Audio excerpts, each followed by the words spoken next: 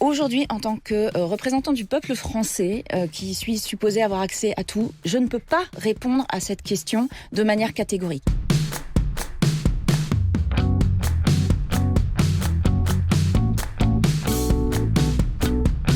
Nous avons eu, quand on a fait les visites, quand on a fait les auditions, un certain nombre de réponses qui étaient plutôt rassurantes, notamment sur les questions de cybercriminalité.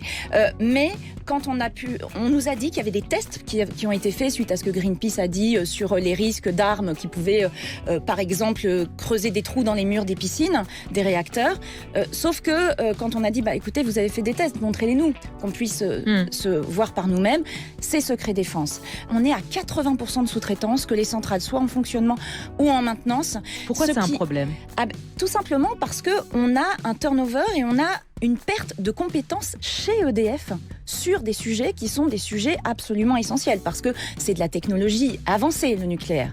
On a une perte de compétences, on a des problèmes aussi de perte d'informations, on a des problèmes de contrôle. Bref, on voit que cette question de sous-traitance, et on l'a montré dans plusieurs chapitres, entraîne en cascade un certain nombre de petites failles ou plus grandes failles qui, à force, posent problème dans un secteur où, encore une fois, il faut réduire le risque au minimum, même si évidemment le risque zéro n'existe pas.